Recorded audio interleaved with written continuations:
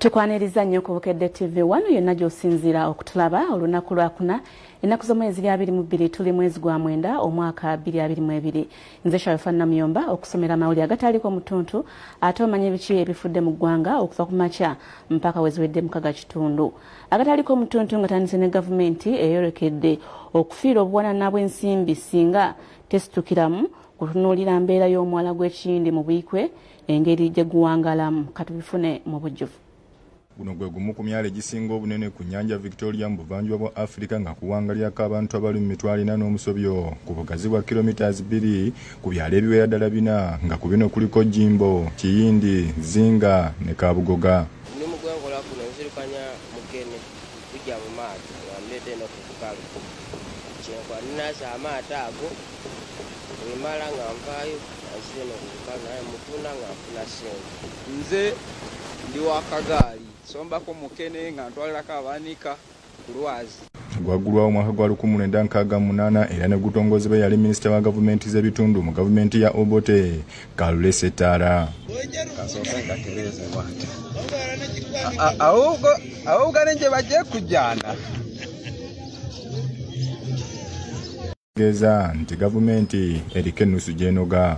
Beyi ebyennyanja kiro emu etwaleero eguze $1,000 baisuubira nti yali badde tulaga mu kitundu tusobola okuba nti tujjayo kunyiramu tutagezaalima. Kyensuubira nti obutale bwa waffe obwa Europe tebumala kutwala byennyanja tetutwala. Ye mukene atwalibwa mu mawanga ageegatta mu kago g'obuvanjuba bw'olukalu lwa Afrika omuli Uganda, Kenya, Rwanda, Burundi nga nakyo kitegeeza nti waliwo ensimbi ezidda mu nsawo ya gavumenti ya kuno. Zengege zisinga kutwalibwa mu butale bwa wano abasuubuzi n'abali baazo gye bazisanga. Omwalo guno gwe gusinga n'okufa okuyingiza ebyennyanja ebya-export mu mpuuta ku katale ka European Union. Era n'olwayo twetegekera okulaba nti tujja kufuna abagenyi ennaku z'omwezi nga 34 omwezi gw'ogujja. Twetegekera okulaba nti tuteebereza ebinantusobye balabe nti oba oli awo batwongeramu amaanyi n'ensendera okwagala okulya ebyennyanja nga biyita walungi. Kati bwe twogerera omwalo guno gulina ekizibu eky'ekyuma ekifumba n'okukuma ayisi okufa nga kati kirabise nti kyakuviirako gavumenti okufiira obwana bw'ensimbi obuli mu bukadde 289 n'omusobyo buli mwaka. Tufiira emitwalo 4 buli luvannyuma lwa ssaawa 12. Era tulina amasanyalaze agenze waggulu kuli milioni 58 agakozesebwa ku ice plant eyo naye ng'ate production yali poor. Ssentebe w'omwalo guno Juma Mwanje agambye nti kati ebbanga lyekulungudde bukyanga kifa era nga kati bakozesa kyuma ky'obwannannyini okusobola okukuuma ebyennyanja. Omuza kisa yateekawo ice plant eyiye era ye ebadde ekola bulungi nnyo twala awamu nti yebadde etani okukola obulingo n'amagezi ago gafuna isuubira nti baalizze ne bakoppa amagezi g'omukulu oyo yatuwa ice plant ye gyakolera. Fred Kagwanga ye meeya w'Eggombolola agambye nti kino kikoseza nnyo gavumenti kw'ossa n'abakolera ku mwalo. Kino kirikosa abakulembeze kubanga kiraga abantu betukulembera bobo tebasobola kutegeera bizibu byaffe bibeera ki.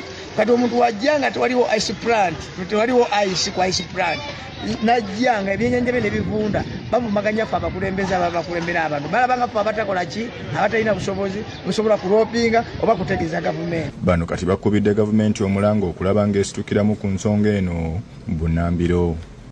Eri mu mbeera mbi tusaba gavumenti eveeyo ejje tuyambeko kuba tetulina ssente zisobola kukola ki zisobola kukola ice plant nga kiri town council. Nze Mavini Museyeye ku lwa Bukedde TV. Webale nnyo Mavini Museyeye awamu n'emboozi eyo. Ate waliwo maama avudde mu mbeera nakakana ku baana be beyeezaalira n'abatuga n'abatta mu bukambwe.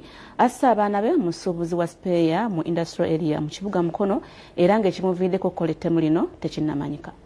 Mukama Katonda kiki kino nakoze ki nakoze musango kimaba nakoze musango kize. Ekyalo kikubanja ekisangibwa mu Mukono Central Division Municipal ye Mukono kifunye ekyekango omusuubuzi wa Speya mu kibuga Mukono bwe yakakkanye ku baana be beyeezaalira 2 n'abagwa mu bulago n'abatuga n'abatta. Mukama Katonda otukumye omukono munene kutange komyewo nekuba ngombe maze kugeti emisango kyebikola babiteekamu mu kunoonyereza emisango omwana mukulu yesabani kamaga myaka emeka? Wa myaka mukaaga. Ate ono? Ono wa myaka 3. Constance Nancha ye yettidde abaana be okuli Ramadan Lubega ow'emyaka 3 ne Shaban Kamoga ow'emyaka 6. Zazenga bw'obalaba naffe batukubidde ekintu ne bangamba abaana babase nange tukubidde okutujja. Omwannyinaze agenza okudda ku mulimu asanze omukyala ali mu zikuzaaliza omwana omuto ye n'akwata swiki okuteekako n'alaba abaana nga banakusika naye mwali ali okuseera. Ekikangabwa kino kyaguddewo ku Lwokusatu akawungeezi. Omukazi anzitidde abaana ezitazimanyi ziba zikyabuguze kayata kusukutwe baneibazi be bagambye ennaku nga 2 abadde ayogera ebitakubatagala Mutuufu omukyala abadde kirabika naye tategeera bulungi ng'akuba enduuku era ng'aleekanira ng'ayita Yesu. Okusinziira ku badduukirize, poliisi yasobodde okutuuka n'etaasa Nancha ng'abatuuze tebannamutuusaako bulabe. Poliisi era yasobodde okutwala emirambo gy'abaana mu kiro mu ggwanika ly'eddwaliro e Mulago okwekebejjebwa abasawo.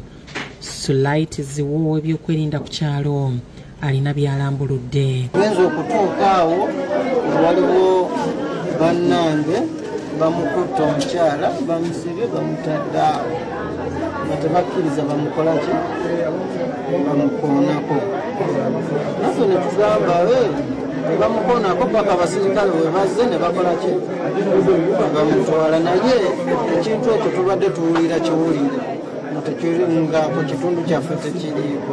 Seegu y'entabwe ayitadde ku ddiini y'abalokole gy'agamba nti mukyala we olokole bubadde bwamulinya ku mutwe. Abapoliisi abatuuse mu kifo ewagudde ekikangabwa kino tebasobodde kubeerako ne kye boogera mu kiro. Henry Nsubuga yakusakidde eggulire lino ku Rapkede TV. Mawulire gatiisa ate bwe tulengerayo n'amalala ge tulina abatuuze b'e Najja n'enkumbi n'ebitundu ebiriraanyeewo bakungubagidde Rose Mwambi ng'ono abadde dayirekita w'essomero lya Little Stars Tendency Infant and Primary School. Ono abadde mujjumbize w'okugula PRE. Abantu bakuŋŋaanidde ku ssomero lye ng'omusasi waffe bayogeddeko nabo balaze enkolagana gy'abadde nabo n'enkulaakulana gy'alese mu kitundu. Bali naye ebbanga ddene kubanga zinamusinkana 1997. Byamaka sina kyenjogera anzimbye nnyo byamaka how to maintain a family with business really anyambye nnyo. Kinnomye nnyo okubanga Charles bwe twatandika essomero lino avudde mu nsi. Mulekwa Fiona Mwambi nga mulamuzi w'ekkooti ekyazanga annyonnyodde engeri mukadde we gye yafuddemu. Yatandika okulwala mu February naye nga agamba omutwe gumuluma naye nga tabitwalanga kikulu. We yatandikira okulwala ate omwana we omulala muganda wange anzirira owokuna November ate n'alwala n'abeera bubi. Ssemwandu James Mwambi mu kunnyonnyola ategeezezza nti mukyala we abadde kyakulabirako nnyo. Rose was a teacher. She was so hardworking to that extent. She could even make her own food because she was a teacher. And if we had a machine in the house, she was the one who was tiring the uniform for the children. Mutambi Amon ng'ono yabadde akulira essomero naye alina byayogedde. Nga batugamba director waffe asize okusembayo. Ffenna community it was not easy to believe. Abazadde bwekka Essaawa zino oluusi abamu bakyakuba amasomo nga babuuza naye ekituufu oba ki.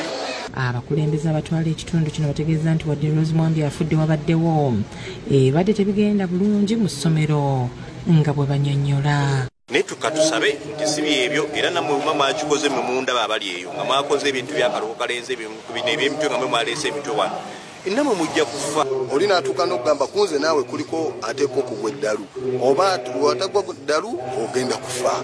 Kati omuntu w'otuuka okwewerera munno n'ogamba nti agenda kufa gwe atali Katonda. Yudaya Namyalo yakusakidde eggulire lino ku Rapkede TV.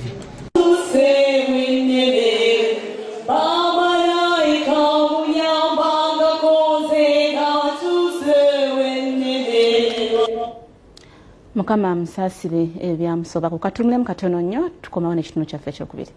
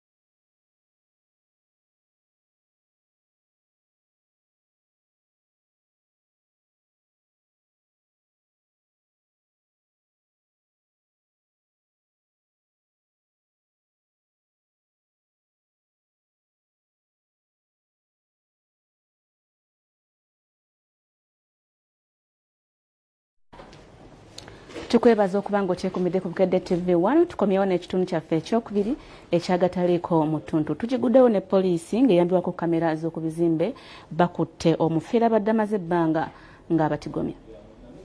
Ali Kasujja omutuuze w'ekyebande egayaza agambibwa nti aludde ng'atugumya abantu mu zaakeede ez'enjawulo ng'agenda afera abantu ensimbi ssaako n'okutwala ebintu ebikalu. Kyaddaaki akwatiddwa. Kigambibwa nti ono abadde abba abantu nga yeefula kasitoma abazze okugula ebintu bw'atu n'alabiriza n'agenda mu maaso n'ekikolwa kye.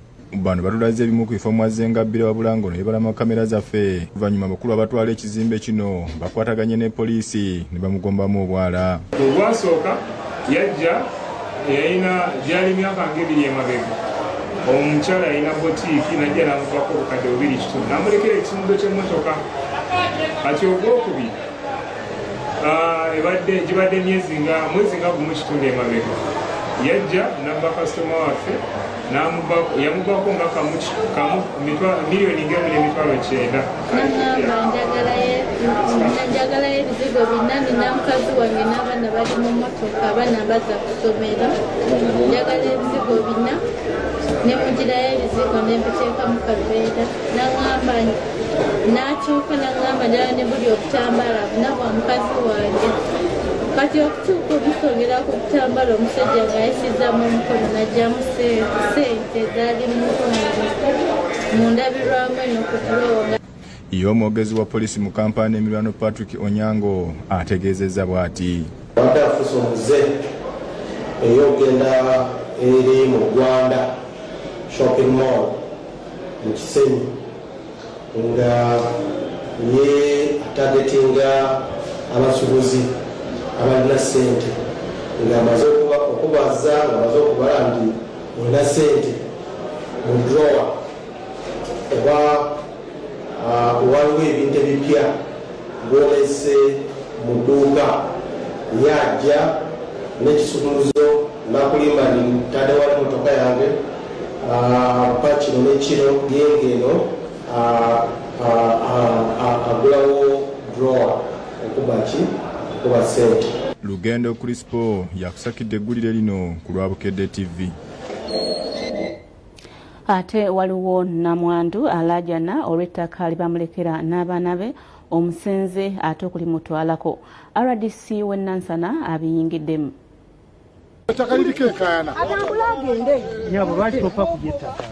Namwandu Namukwaya Sofia asangibwa mu kyalo Lugo mu disitulikiti y'e Wakiso yalaaja n'olw'ettaka erisuka mu yiika ttaano ezaatwalibwa Anthony Kiwanuka oluvannyuma lw'okukozesa omukisa nti abaana be tebakyali ku kyalo. Lyaffe aliveeko kubanga sirirye talina nakimwogerako n'ekimu ku ttaka eryo. Ffe tulina ekyogera ku ttaka eryo era omwami wange yakirekawo. Ate n'alireka ne mu bulaame ng'aligabyegabye bw'ati. Naye ffe twewuunya bwewuunya omwana wa neiba okuliremerako n'okutuuka ku kino. N'omulamuzi yajja n'amuyita wano n'agaana okujja. Kati n'aladdisa amuyise era n'agaana okujja. Oyo omukyala yakajja tannaba kuzaako kuna myaka giweraga oba 2 oba 3 kati wanaanoonya ki? Abaana ba Namwandu ono bagamba bagenda mu kkooti ne baloopa Anthony Kiwanuka omusango ne bagusinga kyokka n'alemerako. Ffe tukulidde wano mu maka gano. Ensonga ezo bwe zaagaana ne tumugamba tugenze mu kkooti. Tutambudde mu kkooti okumala emyaka 3 n'ekitundu tuli mu kkooti. Omulamuzi n'asituka ne yeesitula n'ajja ku ttaka lino n'asaba omusango ng'agamba Anthony atuyirire obukadde 100 byonna obukadde 50 n'okuva mu kifo kino tulina kyonna kitumuwadde. Twasalawo ntumusayininga ebbanga lyamazeewo ne tumuwaako akagabo akatono gye yakula naffe ne tugamba Anthony engeri gye yakula naffe tuzannya naye tumuwako akantu n'asayininga ng'akakkiriza. Bwe twakaleeta n'adduka teyakatwala. Omulamuzi n'atuuka ku kitundu kino Anthony ne yeekweka. Kino kye kiwaliriza RDC w'Nansana nsuubuga Shafiki okuyingira mu nsonga zino. Ono bamulambuza ettaka okuli n'ebiggya ebimaze emyaka egisoba mu 6 era mu kwogera kwe agambye bw'ati. Ono taata oli jjajja azaala taata oli jjajja azaala taata lina ettaka lya bwannannyini oba lya famire? Ettaka lya bwannannyini si lya famire bonga we balowooza. There is no smoke without fire. Kati nze nga RDC okujja wano mbaze kwawula nti eno famire kuba ettaka lino si lya muntu. Ettaka lizuuliddwa nti lyaki? Lya famire. Ne kuliko omuntu atali waki? Wa famire. So tulina kakasa yajjawo atya. Oluvannyuma ayimiriza byonna ebibadde bikolebwa ku ttaka lino wadde nga kkooti yasalawo dda ettaka lino lyanzikirano era nga lyaviira ddala ku mugenzi Kakembo Jafaali. Namubiru Dorin yakusakidde guli erino Kkalira TV.